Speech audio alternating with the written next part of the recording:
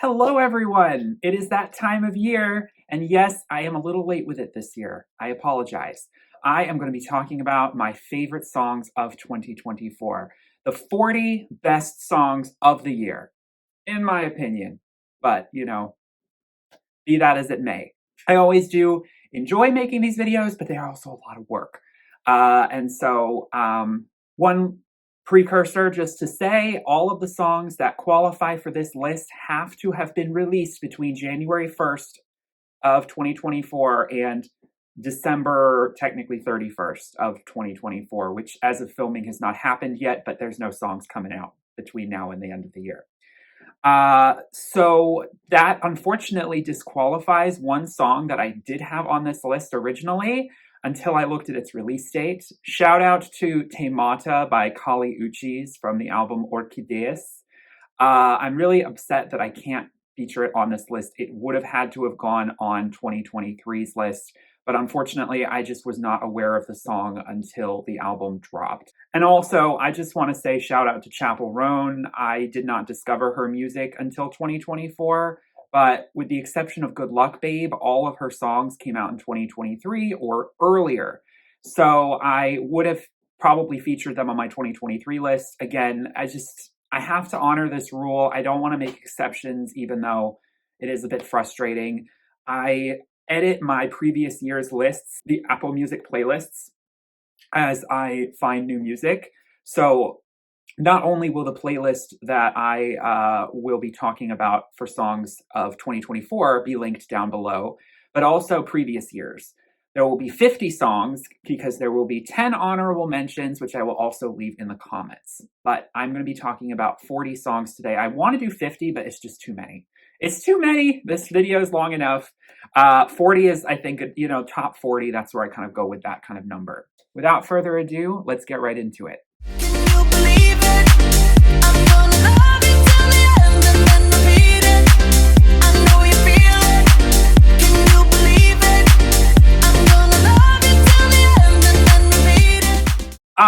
Right away, I think so many people would be scratching their heads. What on earth, is this supposed to be the 40 worst songs of the year? Wait, what video is this? I understand I am not going to die on this hill by including a song from Katy Perry's critically panned comeback flop that was 143 on this list, but I have to be true to my own ears. And sometimes they lead me astray. Sometimes they lead me into places that are probably not for the good. But I hate to say it, Lifetimes is a bop. I am sorry. It is Walking on Air's little sister. And I can't deny it. As a lover of 90s house dance music, I can't deny it, all right? It is the only song that I feel seriously rises to the occasion for what it's meant to be. It's not revolutionary, it's not reinventing anything in dance music, but it serves Katy Perry just fine, even if it is a bit repetitive. It's still catchy as hell. Monday morning, summer's gone and you're still here. For both of us, it's been a year, a tidal wave without a warning. Sometimes I worry that Casey Musgraves, especially after holding it up to scrutiny, like her music is a little too simplistic. The melodies are sweet, but the songs are so short. The lyrics sometimes are a little paper thin. Deeper Well is definitely an album that I would have liked a little more from in those departments. However, there are definitely some highlights on there. Too Good to Be True ultimately was the song that I felt stood out the most for me, at least melodically. I know that others may favor others like Cardinal or The Architect, and I really did, battle to consider if one of those songs should overtake Too Good to Be True, but there is just something about the pining melody of this song and the subject matter about being kind of swept up in the idea of a romance that is getting you so excited and giddy, but you're just so unsure that something so wonderful could possibly happen to you based on your past experiences.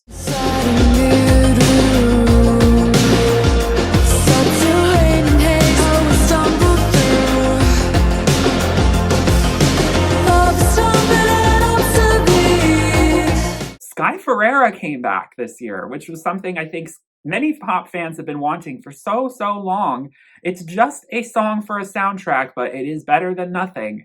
Her song Leash is on the Baby Girl soundtrack, although interestingly, the song is not actually featured on the soundtrack on streaming, and I believe on the CD. It's packaged sort of separately as just a standalone single for the movie. I'm not really sure why it wasn't attached to the soundtrack. This is, of course, the erotic, sort of psychological drama that is Baby Girl, which just came out in theaters on Christmas Day. I have not seen the film. It stars Nicole Kidman and my husband, Harris Dickinson. I have not seen it. I probably will not see it for quite some time. It definitely seems like a streaming movie for me. But if you want some of that, BDSM pop girl energy, look no further than what Leash serves us. High on adrenaline, full of amphetamines and hormones, this song oozes the rush of ecstasy that comes from pent-up romance and repressed sexual desires.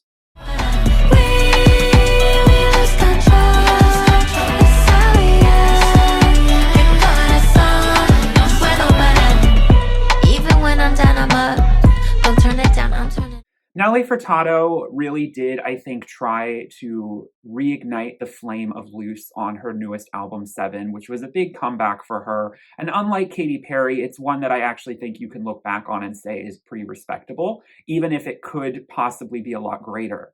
Corazon was possibly going to be edged out by other songs that I thought maybe deserved a shout out more. But at the end of the day, there is the best kind of blend of the spirit of Loose, as well as a little bit of Mi Plan, her Spanish language album, coming through on the, Colombian reggaeton dance hall number that features Bomba Estéreo. Thought I'd see the lights of Manhattan. This town is fake, but you're the real thing. Breath of fresh air. Taylor Swift sings about a star of the 1920s and 30s who was considered the pinnacle of success for a young woman. And Clara Bow is used as a metaphor to explain the transference of the crown from one generation of female pop star to the next. And I do think that although this song is pretty underlooked, I think by even Taylor Swift fans to be in general, I don't see a lot of hype for this song from the Tortured Poets department. I think had stood up out of long, after many months of digesting what a big, meaty project that was dumped upon us in 30 songs back in April. Clara Bow stands out for me, maybe because it rises above the sort of relationship drama that is involved with a man I just have absolutely no interest in diving into the backstory of, and honestly do not feel he deserves to have so many songs written about, but that's between Taylor and Taylor's subconscious. But Clara Bow transcends the narrative of speaking about something far greater and more important, so relevant to where she is, at the pinnacle, at the very top, we think, of what she can achieve. But she keeps pushing the envelope and achieving further. And so the introspection, the retrospection that comes through, it stands out for me for so many reasons, for being a wizened sort of allegory for fame. I wanna throw the apple into the sky. Feels like you never understand me, so I just wanna drive to the airport, the airport. This was definitely the year of Charlie XCX. This is not the only Brat song that you will find on this list. This song definitely became most famous due to that guy dancing in that club. But Apple was a song that started out for me as was a song that really took off from Brat, which I think is a little different from everything else on there. It's a much more readily accessible bubblegum pop hook, reminiscent of something that Britney Spears would have made. And I think that sort of speaks to me amongst an album that definitely has the A.G. Cook touch, where it can be very, heavy on the techno-electronica. To break it and rearrange it and turn into a beautiful mosaic. What's our problem? I had to change it. I left my sadness in fragments. This is from an album JoJo is putting out in January called Not Gonna Lie. Now, there's a pop version of Porcelain, but the reimagined version she put out this year is probably the most arresting piano ballad I have ever heard JoJo perform. It's just a really great reintroduction to a 2000s icon who was done so dirty by her record label and by the media after that from the fallout, that deserves to reclaim her place in the pantheon of amazing female pop singers from the 2000s. When I'm in my head, laying in the dark, you make it easy. You make it easy. Jess Glynn is a serious tour de force with her vocal. I remember always thinking she sounded like Adele from Rather Be when that was coming out. Easy is a perfect pop, a perfect slice of galvanizing electropop that just leaps off the page, right through the ears. It's easy, it's breezy, it's everything I want from Britpop music that is still very underrated. I could just belt this song all day long. Gone are the birds. Close are the tears. I know a lot of people are going to think Shawn Mendes' comeback was disappointing or possibly a bit embarrassing for some who don't like or just not at all their kind of taste in music. But I really appreciated that Shawn Mendes went for a folkier sound than just purely country pop.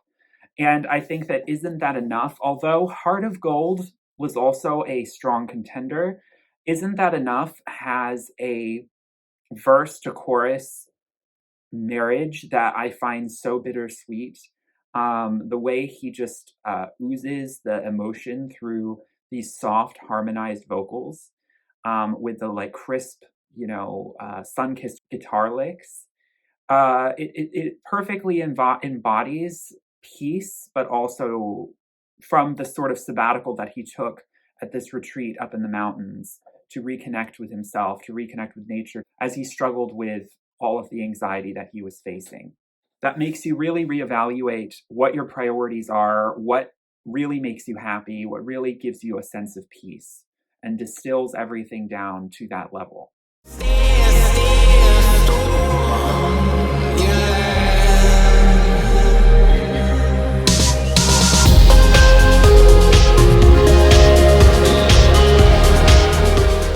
Trust put out an album called Performance that had several bangers, but soon still always grabbed my attention the most. The icy synth notes, the exuberant but also cautionary kind of uncanny nature to his vocals always sells anything that he's working on and provides a euphoric escape that I always want to dive headfirst into.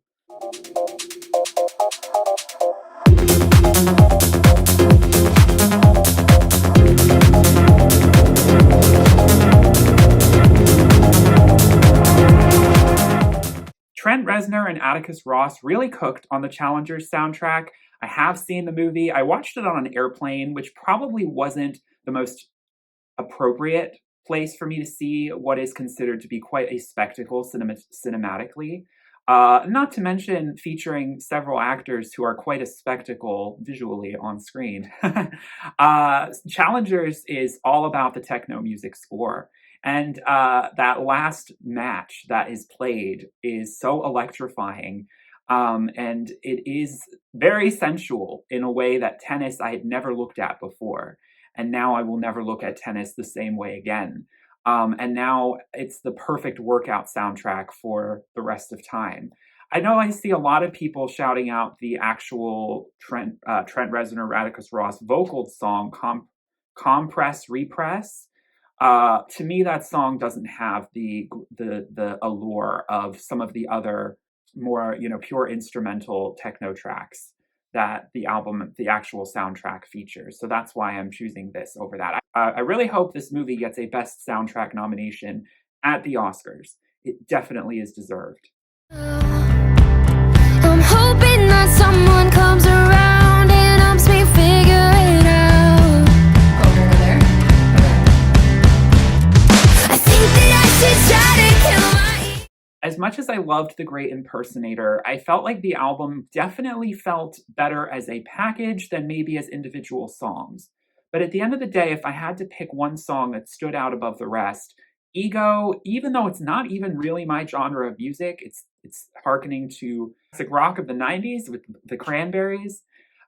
Ego is I think, the whole package. It's the raw and unabashed vocals, but also the energy that comes and commands your attention, that some of the other songs lack in the production and, and the instrumental. This song looks you and grabs you by the ears, grabs you by grabs you from behind the head and says, "Look at me. I am not going to let you look away for this performance." I did with you. I'm a bird that's grounded, and my heart beats for the sea. London Grammar has a song called LA on their latest album that really leaps off the page for me. A song about leaving home for the city of angels, and all of the emotions that come with being kind of transfixed by the aura of coming from a small town into this crazy reality that is so mythic. And the song is very dramatic, very elegant, very soaring, evoking emotions of wanderlust for a city that I've only been to once, but will always feel its aura, and all of the emotions that come with such a place full of hopes and dreams that often do not get fully realized. And in recognizing when it is your time to leave, when it is time to give up on a dream and give up on not just the physical place, but what it represents, the ideal that we all strive for in our personal, professional lives. True colors change since I left you. I used to shine bright like gold. Now I'm all indigo. Indigo by Sam Barber. I had never heard of Sam Barber before making this list, but I'm always like kind of looking at best of the year lists and what people are talking about, trying to find one or two songs that I wouldn't organically be pulled to make for it. And I've been seeing a lot of hype around Sam Barber in particular and Indigo. He is definitely from the Zach Bryan school of country pop music rather than the Luke Bryan school. And I am always going to be a fan of someone who goes in the Zach Bryan direction, with much more melancholic, emotive, folkier country sounds. And Indigo, featuring the singer Avery Anna, is this soul-stirring lamentation of lost innocence, of feeling like a shell of your former self. And commenting on feeling blue. Mental health is very much at the forefront of the emotion that imbues that is coming off of this song. And I really appreciate the piano work that Avery Anna incorporates in the piano postlude that really sells the melody and just takes it to another level that I thought the song had already adapted to very well, but it just completely elevates it even further. And she did, and I didn't want to come down. I thought it was just goodbye. I think the anthology is definitely the stronger half overall of Taylor's Tortured Poets, because there are so many songs that feel so deeply personal, you almost feel guilty for listening to them. Like they're not meant for the average, the general public. Peter is this wistful waltz-like melody that is a play on the idea, an allegory of Peter Pan, and a relationship that you hold out hope for by your window, but when they finally come, you've grown up and they haven't, and it's past its time. And the remorse and regret that comes from maybe thinking of what could have been, but is now no longer possible due to the passage of time. And also the loss of innocence from being a child. those wonder-like years where you are more idealistic than ever about romance and about what your life might look like. The pining for childhood or being a teenager is coming through so strong in at the piano. And Taylor is best at the piano when she is just lets her pen flow. This kitty got that Midas touch, you turn it cold in it. In your head like, in your bed like, I'm just like, right there like, took it there like. Normani has a decent roster of R&B cuts on her debut record, Dopamine, which we all were so excited finally saw the light of day after being teased for almost 5 years. At the end of the day, none of the songs really ended up, besides Wild Side, which was released as a single early on, taking off. And of course, Normani decided, I guess we're not really going to focus on this project anymore. We're just going to put it out and we're just going to move on. But if there's one song that really grabs the attention, it's All Yours. It's sensual, it's seductive. The syncopation of the rhythm and the beat is so smartly crafted with the production, and she rides it like the R&B superstar that she really could be. And it really does make me hope that Normani doesn't completely throw in the towel and abandon her music career, which is perhaps not something she's maybe quite so intent on pursuing based on how this record and the promotion of it has been handled this year.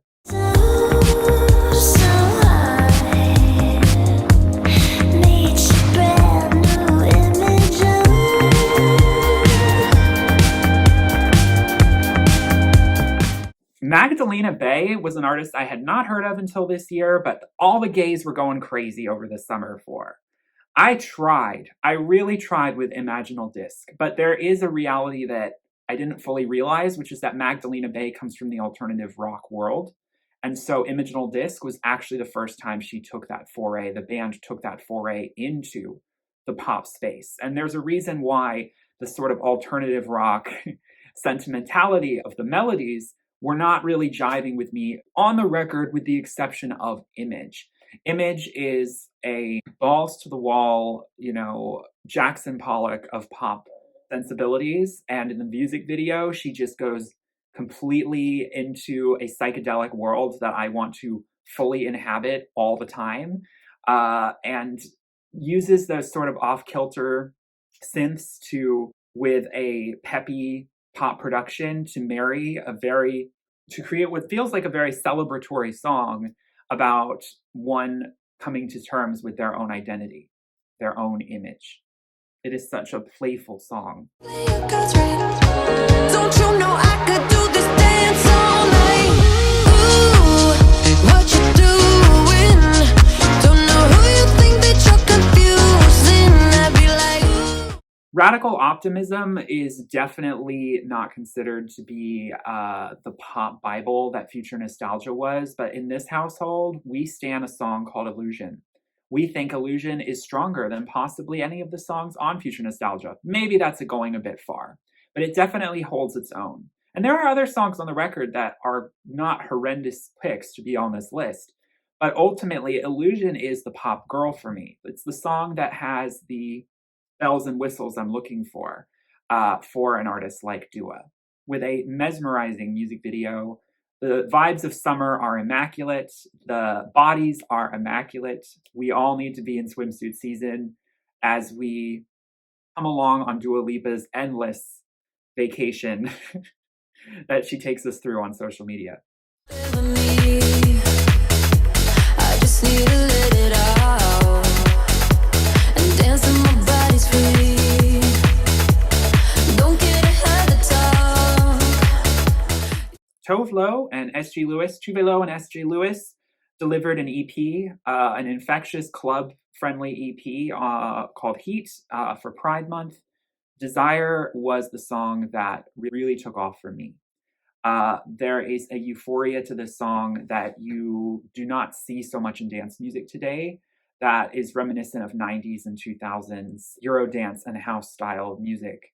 That is fast and slow at the same time. You can slow dance, you can slow-mo, but also feel the electrifying rhythm that is pulsating through your veins as you transport yourself into the glorious sweaty nightclub this song, transports you to.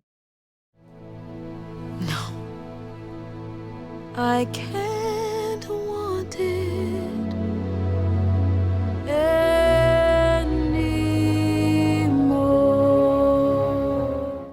Now, of course, Wicked is definitely a phenomenally written Broadway musical. However, I have to, of course, respect the fact that all of these songs were originally released in 2003 with the original Broadway performance and Broadway music soundtrack.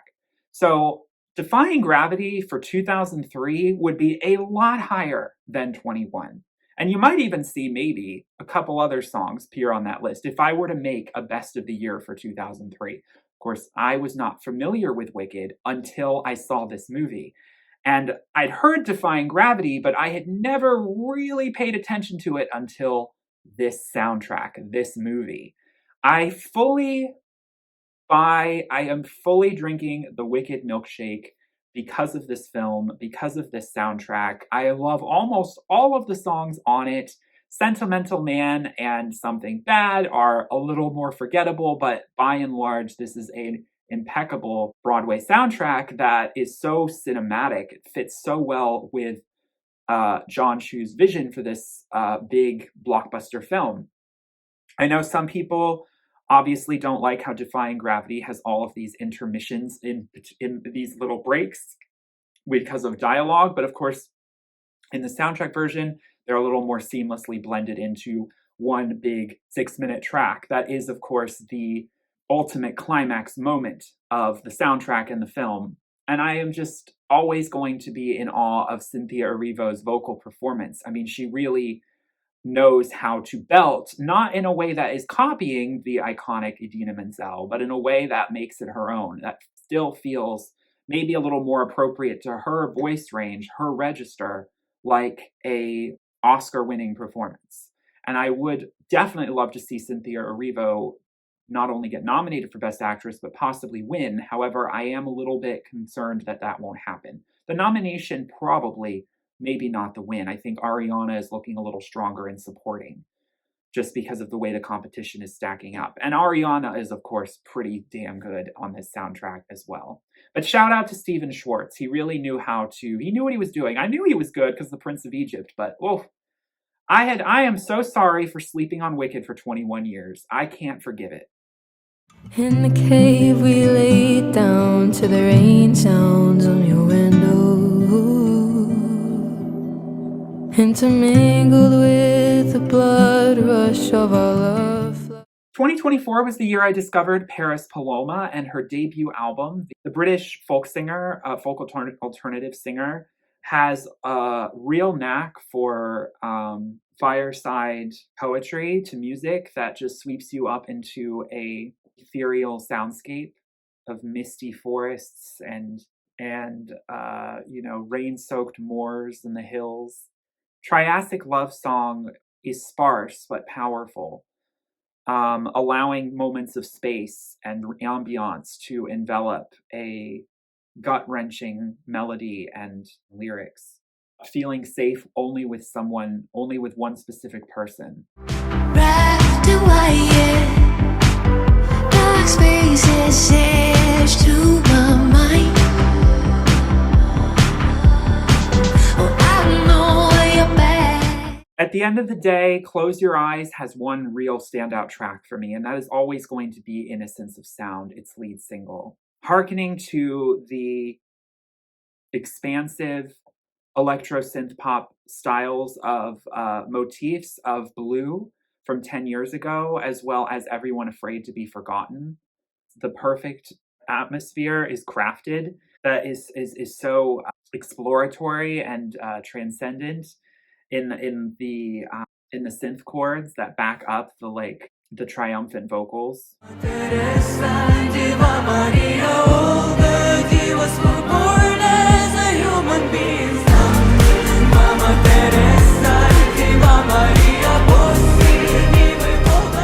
Ukraine sent a banger this year to Eurovision with Teresa and Maria, which was my favorite song at the end of the day performance and studio cut from Eurovision 2024. The song, of course, did not end up winning, but it definitely came in the top 5, and I really, really appreciate the marriage of the traditional alto soprano with the hip-hop sensibility that is brought from Jerry Heil.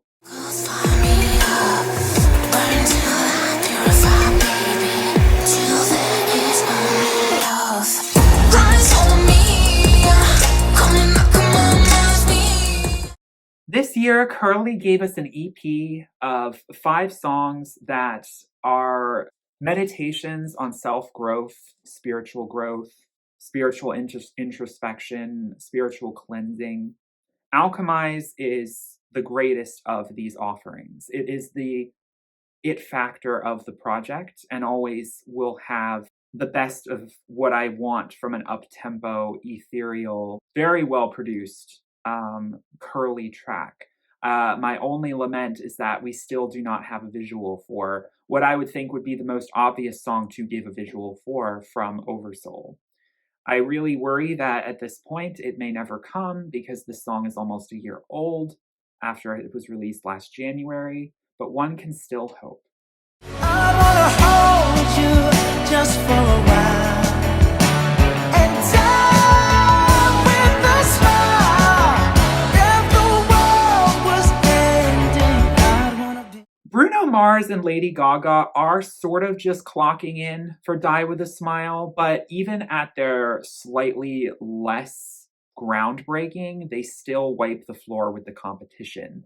Bruno and Gaga are top-tier vocalists who can sell a Elton John-esque pop ballad like no one else could. And although this song is a little puzzling in that it just came out of nowhere, it doesn't seem to be attached to a project for either of the two artists, and it was not attached to Joker, it definitely helped weather the Joker shitstorm that came once that movie crashed and burned. Die With a Smile being such a success for Lady Gaga is a real achievement, even though, of course, we want her solo music to be doing those numbers as well.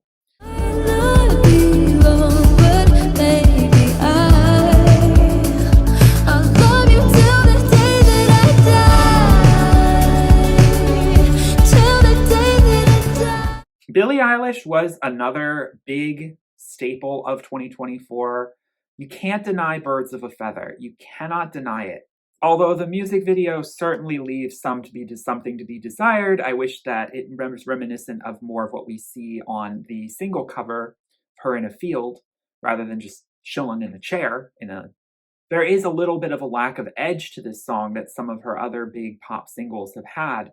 Elements of Billie's different styles of music together to create a song that is at once up-tempo, but also chilled out and relaxed. Club, yeah, I'm living that. When I'm at the house, yeah, I'm living that. 365 party girl. Should we do a little key? Should we have a little line? Wanna go real wild when I'm living that? Meet me in the bathroom if you're living that. 365 party girl. French manicure. I don't understand why 360 is always talked about as much stronger of a track, of a standout from Brat by Charli XCX, and 365 is not featured on any lists that I have seen yet. For me, 365 is the culmination and the true sort of full final form of 360. The beats and synths in an elemental form that is only further elevated in the manic EDM club child that is 365. We all are wanting to dial 999 for a good time. 911 if you're American.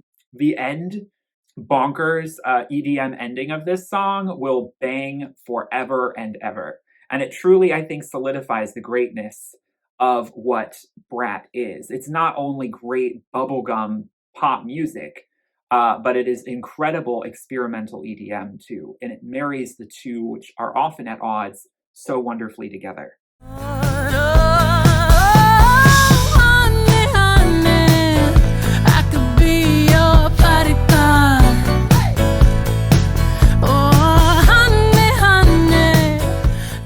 You might see some Beyonce on this list. This was definitely Cowboy Carter's year.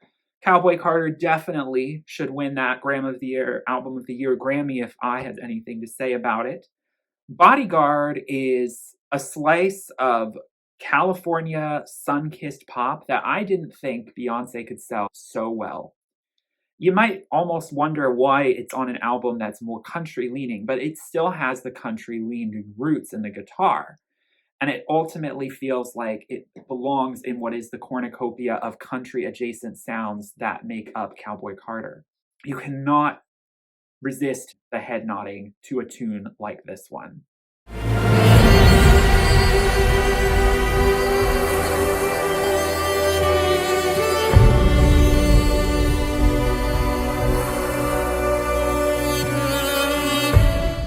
Dune Part 2 has been disqualified in the soundtrack category for the 2025 Grammys, and that is a true travesty because Hans Zimmer, you don't want to disqualify that man from any best score categories.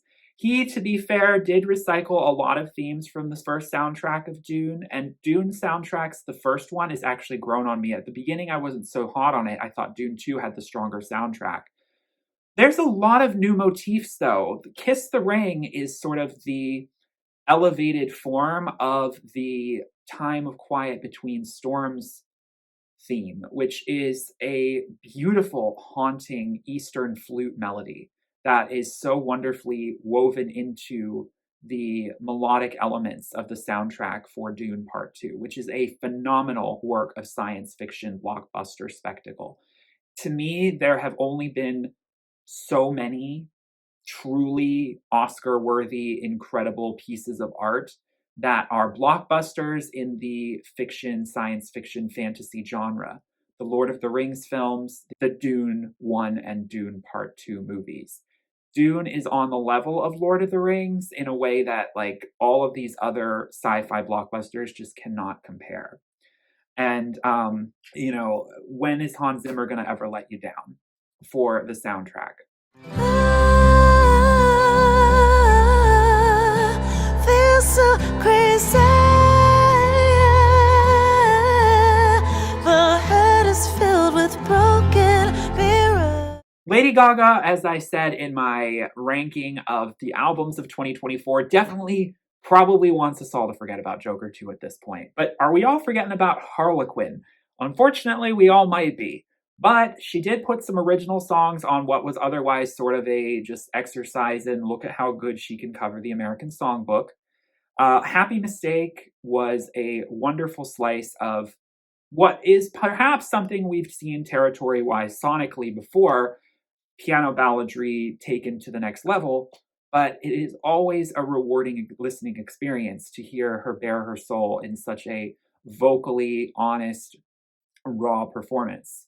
In the Arizona heat, summer fling, saw your bedside, slip into my dreams every night, be the good guy. Who am I to judge, my baby? I didn't like Two Hands to Heaven when Cowboy Carter first came out. It sort of felt overlong and a little rambly, like it was too aimless. It didn't really have a catchy hook. Now that I've had time to digest the project and all of the other songs have sort of evened out for me, Two Hands to Heaven has just risen up. There is so much brilliance to the lyricism, to the overall ambiance and journey that this song takes you on sonically. Very similar to how Virgo's Groove was sort of a 6-minute opus for Renaissance, I feel Two Hands to Heaven is sort of carrying that torch. It's autobiographical, it's metaphorical and allegorical, it's spiritual. It's a song that feels like Beyonce is at the most raw and personal on a record that does feel like she's trying on a lot of different costumes that may not always feel like something you'd expect Beyonce to wear. Why do we touch the night when we long to feel alive and we hunger for love? And the sun is starting. Norwegian pop sensation Aurora is always going to pop up on these year-end lists when she releases music. I have to confess I'm a bit of a stan, but irregardless, y'all gotta give Starvation a try. You have never heard a club raver like this one. I wouldn't necessarily expect the club rave anthem of 2024 to come from the ethereal Nordic goddess Aurora, but here we are.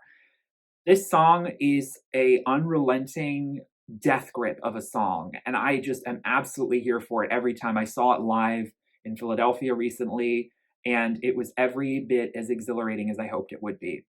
Why do we have to die to have to see the light? Aurora knows existential dread like no one else.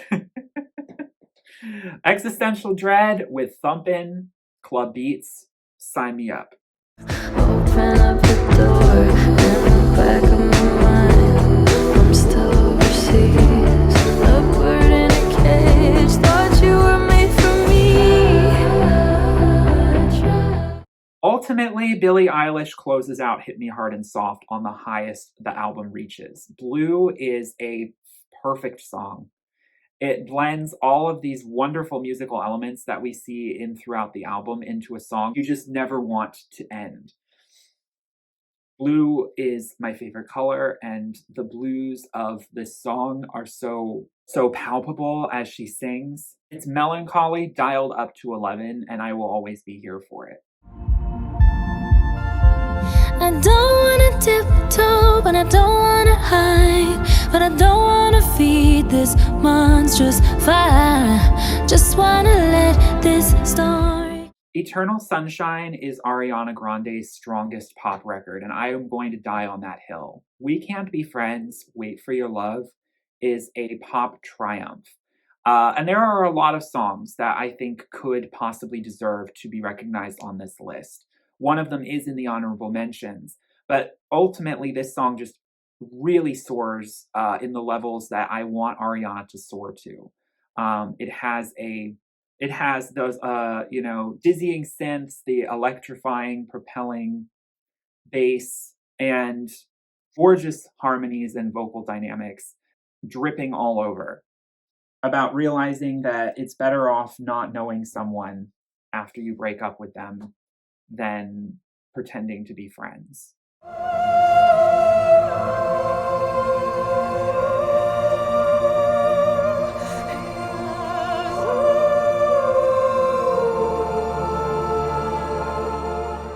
Again, something I wouldn't normally possibly should or even qualify because it is a recurring a redo of a score from an older film. Hans Zimmer is releasing a greatest hits sort of re-recorded album in January of 2025. And a few of the songs have already been released at the end of this year, including his Prince of Egypt suite. Now, for those unfamiliar, The Prince of Egypt is a phenomenal 1998 DreamWorks animated film with some of the best musical numbers ever put into a musical for especially animation. And Hans Zimmer is largely responsible for that. Also, interestingly, Stephen Schwartz, who made an appearance on this list already too. Particularly the Burning Bush suite from that original soundtrack is so tear-wellingly beautiful. I don't know if I've ever heard a score reach such a height. I am not a deeply religious person, but I have a lot of spiritual inclinations, and there is a spiritual power to those melodies. And so hearing it reimagined and sort of elevated with this full orchestra and gorgeous soprano vocalist, this new take on the world of the Prince of Egypt, particularly in part 3, the suite is divided into 3 parts, which has the burning bush motif. I just absolutely cannot fail to include it. Now, if this were 1998 and I was ranking songs released that year, I probably would have put it at number 1 or 2. But I have to dock it several points due to the fact that it is not a new original material. It is not, it's a rehash of old material. Maybe I'm already putting it a little high because of that already. It's just a godly score for a godly film. What can I say? You feel me, your heart unfulfilled, like a mother. Aurora makes another appearance, this time with the country-tinged, fiddle-soaked A Soul with No King. This song is so enthralling. It is there's such rich textures of instrumentals we haven't always seen Aurora perform with, which I think are so enlivening. It's definitely got that, kind of druidic, also northern European pagan Norse feel, like of the Vikings, music of the Vikings. It's very reminiscent of that kind of style, and she is so commanding over the instrumental. It does not drown her out at all. Compositions are just chef's kiss.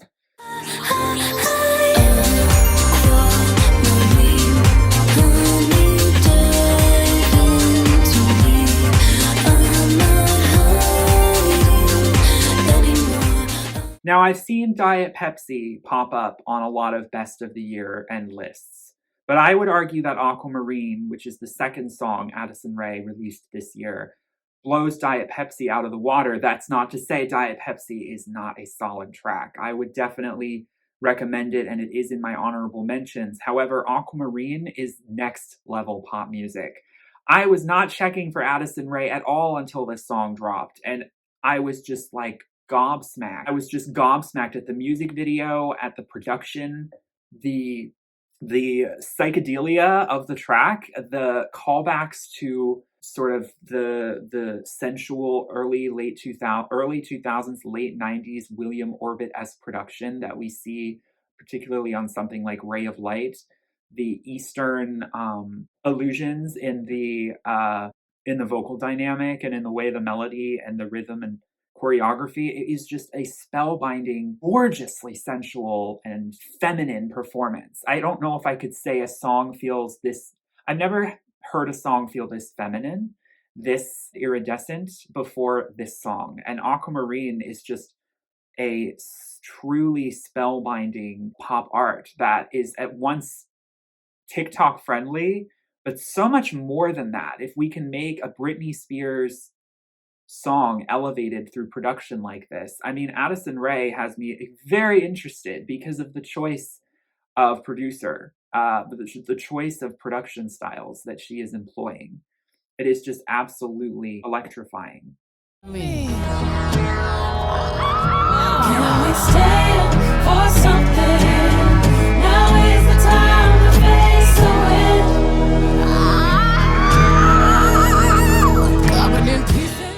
The opening song of Cowboy Carter, from the first time I heard, I knew was going to go down as a classic. I knew that Beyonce was doing something godly. And I think that a lot of people are going to sleep on it if you're more of a pop fan. But this is just, on the sheer vocals alone, a powerhouse of a ballad that is just taken to 11, to 12, 13, taken to the stratosphere.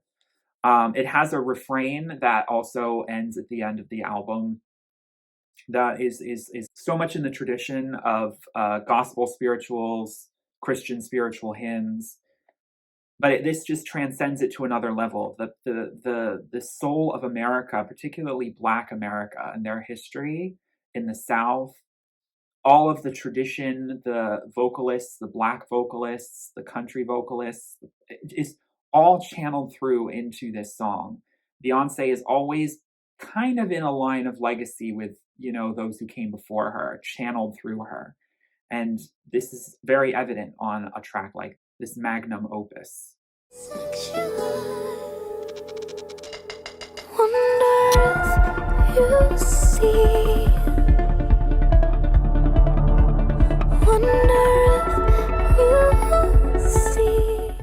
FKA Twigs is on another level with her third studio album. I am so excited for Eusexua, which is coming out in less than a month as of filming this video. And the title track, which came out back in September, spellbound from the first listen. The music video, the visuals, the production choices, the way she's decided to go in a more accessible pop route, kind of for the first time. Her music has always been extremely avant-garde and experimental, and almost to a level that I would never really categorize as pop. However, Eusexua is incorporating pop elements in a way she never has before, but it still feels as edgy as anything she's ever done. There is something so high art to what FKA Twigs is all about. And I am 100% here for Eusexua and the journey it is about to take us on. All of the songs we have heard so far from this project have been stellar, but the title song is just in a league of its own. It's really refreshing to know that pop music can go in places that you never thought it could, when it sometimes feels like everything has been done already.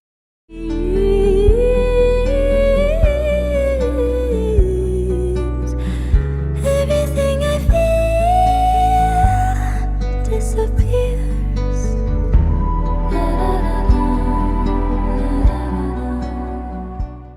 So I'm a little predictable with my channel and with these lists, and I do apologize. You won't see a lot of people putting Aurora #1. But to be fair, there have been Aurora projects that I haven't been quite so hot on. But but with what happened to the Heart this year, there were just so many songs that I could put on these lists, and there is another song in the honorable mentions. There are so many incredible songs, but Dreams, when you put Aurora paired back with a guitar, like very bare guitar and possibly some harp, I am 100% going to melt, particularly in the case of Dreams. Dreams is a at once choral moment, at once an acoustic moment, a song that is all more than the sum of its parts. It is the most haunting song on the record.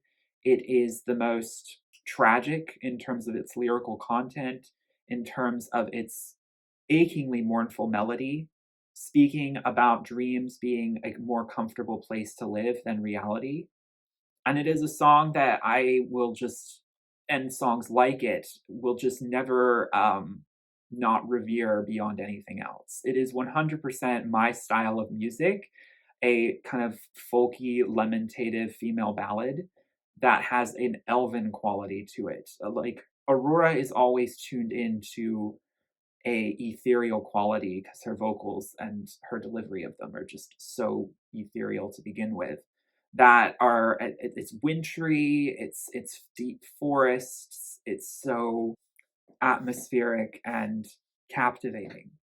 Aurora really did her thing on her latest studio album, and really flexed her muscles in all of the different lanes that she can take, you know, her production style, her melodic style, her genre, with the folkier ballads, with a mid-tempo kind of acoustic country tinge track, and then a club-ready ecstatic rave number. Those alone, along with some great, you know, more classic, you know, 80s-esque pop numbers from the singles that came from the record, it is just such a great cornucopia of sound and of exploration in that, with, of course, lyrics that are above what a lot of other pop stars can come up with. What do you think? I feel very confident about this list. I would be really interested to hear what your favorite songs of the year were. Share your lists down below. If you want to share what your least favorites were too, go ahead. I won't be doing that because, you know, I don't like to listen to music I don't like for very long.